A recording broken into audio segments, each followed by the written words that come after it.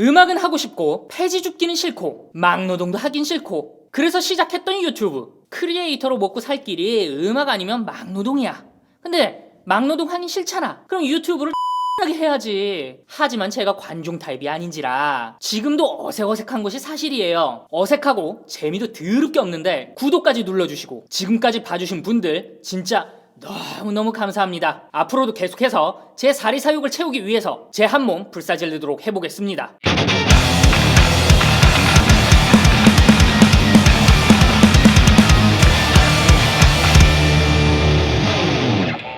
지금 이 영상이 띄워질 때쯤이면 저는 저 시골 동네 어딘가에 있을 거예요. 원래는 구독자 1000명 돌파하는 날짜에 맞추어서 해외에서 촬영하고 편집하고 뭐 그러려고 했는데 공교롭게도 그 전염병이 터지고 날짜가 휴가에 겹쳐지는 바람에 미리 찍어서 이렇게 올려놓게 되었네요. 그리고 지금 제가 읽고 있는 이 대본은 1000명 기념 영상 때 써먹으려고 거의 1년 전 유튜브 처음 시작할 때부터 준비해놓았던 대본인데 드디어 써먹게 되었습니다. 어찌되었든 간에 1년 동안 저의 똥망진 영상들을 인내하며 봐주셔서 정말 너무 감사드립니다. 이제부터는 1초마다 광고를 박아 넣어서 더욱더 인내심을 시험하는 채널이 되도록 하겠습니다. 일단 2019-2020 시즌은 제 인생에 있어서 가장 큰 변화를 주었던 해 같습니다. 기존에 관성적으로 해오던 모든 과정들을 의도적으로 거부하면서 변경을 해봤던 해이기도 하고요. 사실 솔직하게 말씀드려가지고 지금까지의 인생을 돌이켜 보았을 때에 저는 안 되는 사람이었어요. 주변 사람들로부터 능력과 재능이 있다는 소리도 듣긴 하고 노력도 하긴 하는데 이유는 뭔지 모르겠지만 전형적으로 그냥 안 되는 사람 있잖아요. 그런 부류가 저였어요. 그래서 나이 한 살이라도 더 먹기 전에 같은 결과가 또다시 되풀이되면서 나이만 먹게 될까봐 내가 살아왔던 제 과거를 천천히 리뷰해보는 것부터 시작을 했어요. 그랬더니 찾아낸 제가 안 됐었던 이유들이 몇 가지로 추려졌는데 그 첫 번째로 제 주변 사람들이 도둑놈들이었어요. 제 어린 시절부터 가만히 복기를 해보니까 제 주변에는 도움을 주는 사람보다 남의 것을 탐하고 타인의 능력에 빌붙어서 같이 묻어가려는 사람들이 참으로 많았어요. 어리고 경험 없던 저에겐 이런 것을 구별할 눈썰미도 없었고 조언해줄 지인도 딱히 없었어요. 그래서 제가 생각하기로는 진짜 좋은 사람은 내게 도움을 주기보다는 어떤 형태로든 내게 피해를 주지 않는 사람이라는 생각으로 생각을 뻗치게 되었죠. 그리고 이 생각은 지금도 변하지 않았습니다. 한 톨도 안 되는 도움보다는 무던하게 저에게 어떠한 피해조차도 주지 않는 사람이 저에게는 좋은 사람인 거예요. 그렇다면은 왜 이런 사람들만 만났을까를 한번 생각해 봐야겠죠? 그게 두 번째 이유입니다. 일단 제가 속했었던 사회가 좋은 환경이 아니었어요. 가진 게 너무 없는 사람들, 그로 인해서 삶의 여유가 없는, 그러니까 쉽게 말해서 사회의 최하류층이 속한 사회가 제가 속했었던 사회였어요. 지금부터 하는 얘기를 절대로 곡해하시거나 오해하시지 마시고 제 삶이었고 제 경험에 의거한 이야기이니까 이런 사람도 있구나 정도로 받아들여 주셨으면 좋겠습니다. 일단 제 주변 사람들과 나부터 가진 게 없는 하위 계층이다 보니까 경제적 여유가 없어요. 경제적 여유가 없으니까 마음의 여유조차도 없죠. 삶에 대해서 바라보는 시각도 마스터 플랜을 세워서 빌드업을 하기보다는 굉장히 근시한 적으로 지금 당장 돈 되는 거, 지금 당장 빼먹을 수 있는 것에만 집중을 하다 보니까 이성적이고 데이터를 분석을 하는 두뇌보다는 그때그때 감정에 충실한 본인 딴에는 감성이라고 속고 있는 일회용 싸구려 감정의 두뇌로만 세상을 보는 사람들만 드글드글 했어요. 그렇기 때문에 저는 제가 어린 시절에 만났던 여유가 없고 감정적이었던 사람들 때문에 감정적인 언행을 추억 돋는 아련한 감성이랍시고 말하고 보여주는 사람들을 정말 싫어합니다. 아무튼 저는 이유야 어떻든 간에 가진 게 하나도 없는 집안에서 10대 때부터 음악을 하기 시작했는데 일단 제 사회적 레벨이 낮으니 만났던 사람들도 다 그 밥의 그 나물이었다는 걸 제 나이 28살이 될 때까지도 몰랐었어요. 여기서 제가 안 될 수밖에 없었던 세 번째 이유, 나부터 사회적 레벨이 높아야만 나와 동등한 위치를 가지고 있는 사회적 레벨의 사람을 만날 수 있게 되고 그렇게 주변에 레벨 높은 이들과 같이 으쌰으쌰 일을 같이 해도 그제서야 성공 가능성이 겨우 소수점 찍을까 말까 한데다가 그런 사람들과 함께 매일매일 몸이 부서져라 죽겠다 노력을 해야만 제가 당도할 수 있는 사회적 레벨은 그렇게 해서 겨우 중산층이 된다는 걸 깨닫게 되면서 저는 먼저 사람을 안 만나는 것부터 시작을 했습니다. 뭐 그렇다고 안 만난다고 진짜 아무도 안 만난다가 아니고 밥, 커피, 술은 같이 해도 일은 같이 안 하게 됐어요. 마땅한 예시가 안 떠오르기 때문에 게임으로 쉽게 치환해서 설명해 드릴게요. 게임이란 건 기본적으로 레벨이란 게 존재를 해요. 내게 맞는 사냥터와 내게 맞는 레벨과 함께 놀아야 내가 얻을 수 있는 경험치를 올바르게 얻는 시스템이에요. 우리가 살고 있는 세상도 이와 별반 다르지 않다고 저는 생각을 해요. 내 사회적 레벨이 1이라고 했을 때에 같이 일을 해서 공동의 목적을 도모할 수 있는 것은 최대 레벨 5 정도까지의 사람과 함께 할 수 있을 거란 말이에요. 그 이상의 레벨을 지닌 사람과는 나누는 대화조차도 공감이 안 가겠죠. 레벨이 높은 사람이 나를 바라볼 때에는 본인이 이미 지나온 이야기, 이미 해봤었던 이야기, 본인도 똑같이 좌절하고 고민했던 이야기만 제 입에서 줄줄이 나올 텐데 그걸 뭔 재미가 있다고 들어주겠습니까? 아무튼 이 세상을 RPG 게임으로 치환을 해서 이 지구라는 행성에서 인간이라는 종이 살아가고 있는 인간 세상의 최대 사회적 레벨이 99라고 했을 때에 레벨 1부터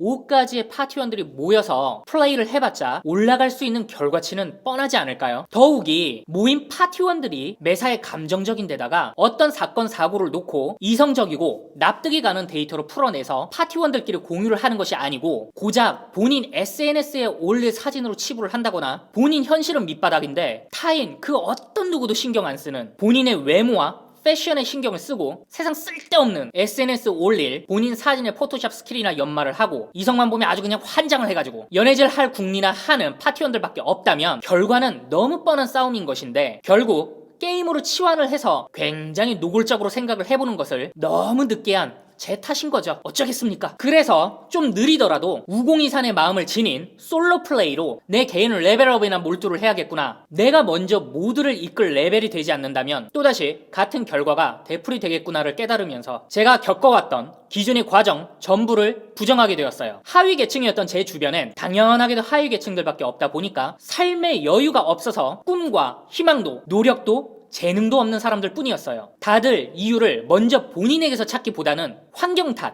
신세 탓, 세상 탓, 남 탓, 정치가 탓, 연예인 탓만 오질나게 하고 본인에게 타고난 능력이 있어서 언젠가 한 방에 올 거라 착각을 하고 그때그때 되는 대로 살고 무언가를 실행하면 진득하지도 못하고 실행 전에 생각은 또 오질나게 많아서 이 걱정 저 걱정만 하거나 인터넷에 놔두는 명언집이나 한때 베스트셀러였던 시크릿 같은 불쏘시개를 보고 감동 세게 먹어가지고 뭘 좀 해보려고 시도는 했는데 1개월 이상 하는 것을 저는 못 봤어요. 그렇기 때문에 제가 먼저 레벨이 높아야만 비슷한 레벨들이 제 주변에 모일 것이고 내가 뽀찌 떼어줄 것이 있어야만 사람이 모이는 건데 나는 아무것도 줄 것이 없는 상황에서 모아봤자 지금의 내 처지랑 비슷한 레벨의 사람들만 모여서 당장 배가 고프다고 거위 배를 가르는 우화랑 비슷한 꼬라지만 계속 일어날 것 같았어요. 이런 문제를 끌어안고 있었던 제게 남은 과제는 제가 레벨이 낮을 때 만났던 질투하고 욕심내고 멸시하고 배신했던 그 모든 사람들에게 결국 내가 맞았어, 거봐 내가 옳았잖아 라는 것을 증명해야 할 순간이 온 것 같았어요. 그게 2019년이었습니다. 증명을 어떻게 할 수 있을까? 난 지금 당장 무엇을 할 수가 있을까? 그것을 고민한 증명의 과정이 먼저 작업실, 제 인생 최초로 작업을 위한 저만의 공간을 만들었어요. 지금까지 집에서 작업을 하고 보컬 녹음할 때나 녹음실을 빌려서 하는 방식이었거든요. 조금 더 많은 시간을 작업에 할애하게 돼서 아주 좋아요. 소리도 마음껏 지를 수 있고요.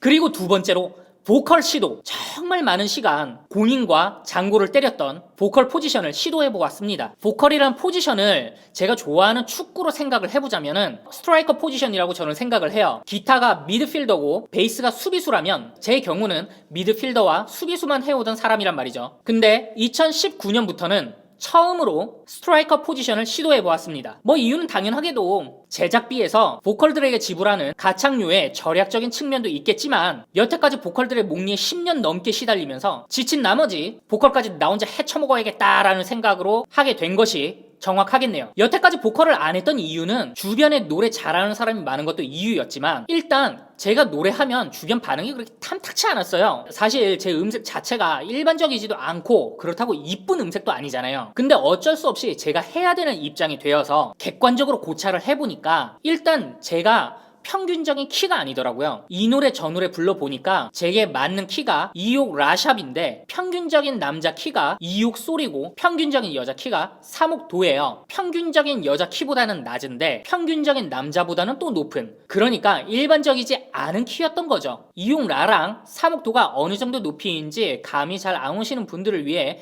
예시를 드리자면 조성모의 2heaven이 2옥 라이고 백지영의 총 맞은 것처럼이 3옥 도예요. 근데 저는 이 중간인데다가 음색도 야식구리 하니까 여자 노래 혹은 남자 노래 어디에도 어울리지 않았던 거죠. 하지만 계속 해오던 대로 보컬 포지션을 제가 하지 않고 또 똑같은 과정으로 보컬을 섭외해서 노래를 시키는 순간 똑같은 과정을 반복을 해서 똑같은 결과가 이어질 것이 뻔한 것을 이제 알고 있기 때문에 2019년 변경된 제 인생 루틴 중에 가장 마음에 드는 시도였어요. 세 번째로 유튜브의 시작. 기존에 개인 저장 창고 용도로나 쓰던 유튜브를 한번 각 잡고 해본 것도 2019년부터예요. 그 전부터 해볼 생각을 안 했던 것은 아니지만 많은 유튜버 분들이 이쁘고 잘생긴 비주얼은 기본인데다가 말빨도 좋고 때깔 좋은 카메라로 각 잡고 이쁜 인테리어의 공간에서 공중파 방송 뺨치는 편집 능력을 보여주는 영상들을 보면서 난 아니다. 난 저거 죽었다 깨어나도 못하겠다 하면서 포기를 했었는데 어느 날 유명 뮤지션들을 리뷰를 하는 유튜버 분의 채널을 보는데 그냥 집안 소파에 앉아서 편하게 이야기를 하시거나 문고리가 그대로 보이는 방 위치에서 녹화하신 것을 그대로 올리시더라고요. 어찌됐건 내용만 좋게 뽑아낸다면 봐주는 사람들이 생기는구나 라는 생각으로 블로그의 연장선으로 유튜브를 시작한 것이 제가 깨부순 제 인생 루틴 중에 세 번째가 되겠네요. 네 번째로 커버송의 시작. 제가 음악을 해오면서 계속 하고 싶었던 것이 커버송이었어요. 음악을 함에 있어서 가장 큰 장점은 내가 지금 유명하지 않더라도 유명한 노래를 통해서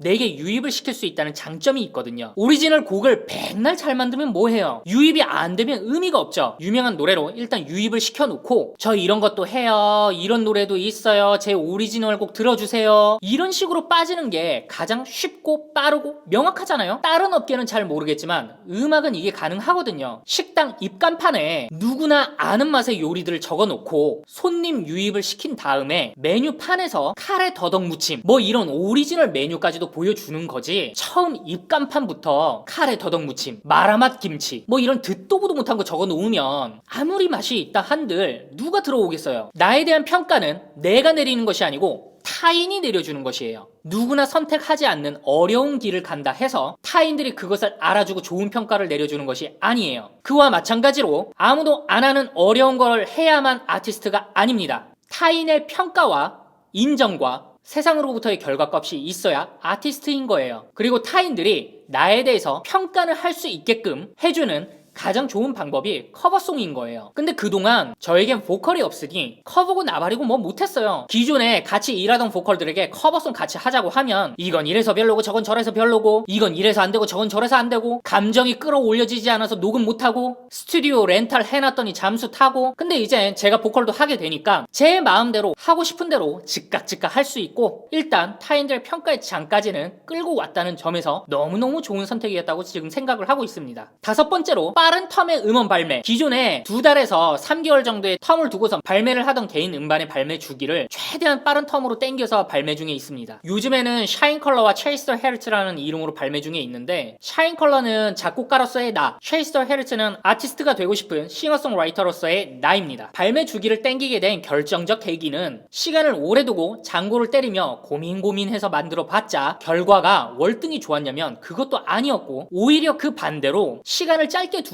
느낌 가는 대로, 그리고 그 느낌을 살리는 쪽으로 만들었던 노래가 반응이 좋았던 것이 더욱 많았었어요.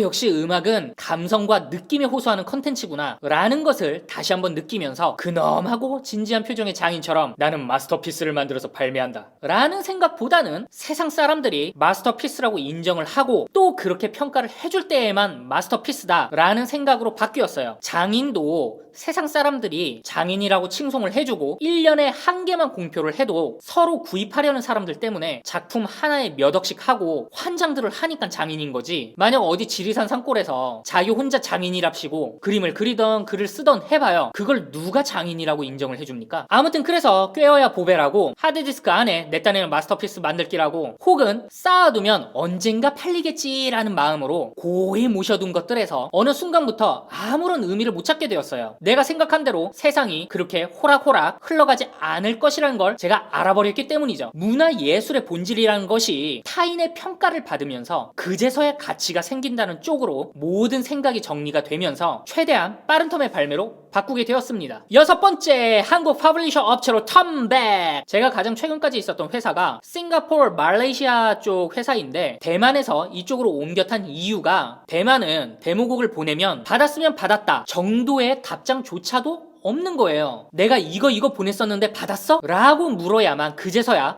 받았어, 땡큐, 이게 끝이에요, 항상. 근데 당시에 싱가포르, 말레이시아 쪽 회사가 저랑 곡단 계약으로 물려져 있었거든요. 여기 담당자는 제가 데모곡을 보내줄 때마다 듣고선 피드백을 나한테 보내주는 거예요. 이 노래 후렴구 썩었어. 아, 피아노 소리 너무 구려. 보컬 음색 왜 있다고야? 기타를 좀 더 찰지게 입히면 좋아질 듯. 이런 피드백이 작곡가 입장에서는 정말 산업 최전선에 있는 사람으로부터 듣는 금싸라기 같은 조언이거든요. 뮤지션이나 엔지니어 측면에서 해주는 조언들은 사실 본인 입장에서 해주는 조언이기 때문에 의미도 없고, 그렇게 해서 팔리냐면 그게 아닌 경우가 더 많았어요. 하지만 실제로 제가 생산한 제품을 가지고 세일즈를 해야 하는 A&R 담당자의 조언은 정말 송곳일 때가 많아요. 딱 정확하게 이렇게 해야만 팔린다라는 것을 말해주는 지표거든요. 그래서 저런 조언을 해준다는 점이 너무 좋아서 대만 회사와는 손절하고 갈아탔는데 웬 작곡가 지망생 아가씨로 담당자가 바뀌어버리네? 그리고 사드가 터지네? 갑자기 예전에 일본 회사 때문에 현해탄을 왔다 갔다 할 때에 이명박 전 대통령님의 독도 상륙으로 일본에서 케이팝이 나가리 됐던 일들이 주마등처럼 쓱 지나가네? 데모곡을 보내줘도 이 아가씨는 대만 회사처럼 함흥차사가 돼버리네? 그래서 퍼블리셔를 통한 재미도 못 느꼈던 때였고, 그냥 예전처럼 내가 만든 거 내가 발매나 하면서 지내야겠다 라고 마음을 먹었던 그때에 한국 쪽 퍼블리셔에서 예전에 제가 만들었던 데모곡을 듣고 연락을 준다면서 계약을 하자고 연락이 오더라고요. 이렇게 일본, 대만, 싱가포르, 말레이시아를 거쳐서 아무 소득도 없이 2019년에 한국으로 턴백을 했습니다. 그리고 이후에 한국 쪽 퍼블리셔에서 보내준 레퍼런스 가이드 때문에 작곡가를 때려친 것 또한 2019년에 변경된 루틴 중에 하나입니다. 7번째, 저작권 협회에서 함께하는 저작인 협회로 이관. 이건 다른 영상에서 제가 풀었던 썰인데 그 영상을 보시면 보다 자세히 알 수 있습니다. 뭐 쉽게 말해서 정황상 저작권 협회에서 띵땅을 친 것 같은데 이게 정확한 물증은 없어서 의심만 가중되던 찰나에 상의심싸우시면 본인이 직접 진술하고 분배받으시면 돼요 라는 답변을 듣고 삔또가 상해서 함저 여부로 그냥 이관해버렸습니다. 궁금해 하시는 분들이 간혹 있으시길래 여기에라도 말씀을 드리자면은, 솔직하고 정직하게 하는 것을 원하신다면 함저협을 추천드릴게요. 뭘 어떻게 하든지 그건 관심 없고 그냥 저작권료나 무조건 나는 많이 받아야겠다 하시는 분에게는 저작권 협회를 추천드리겠습니다. 함께하는 저작인 협회의 징수 범위가 저작권 협회보다 좁기 때문에 저작권료가 무조건 적게 들어옵니다. 8번째, 생방송 시작. 어느 날 이런 생각을 해봤었어요. 결국 악기 이야기나 씨부리거나 음악 이야기 씨부리는 것은 그 한계가 뻔한데, 남들이 못하는 것, 남들이 안 하는 것, 하지만 나만이 할 수 있는 컨텐츠는 무엇이 있을까? 계속 짱구를 굴리던 도중에 떠올린 게, 음악 작업을 해서 발매까지의 모든 과정을 생방송으로 여과 없이 보여주는 것은 어떨까? 그리고 그 생방에서 이 사람 저 사람, 이 얘기 저 이야기 나누면서 곡이 발매되어지고 발매된 곡들이 너와 나의 연결고리처럼 각자에게 스토리텔링이 된다면 어떨까? 라는 생각을 하게 되었어요. 그렇게 누가 들어와 주기나 할까? 라는 생각으로 띄엄띄엄 생방을 시작했는데 지금은 참 다행스럽게도 제 채널의 메인 컨텐츠가 되었습니다.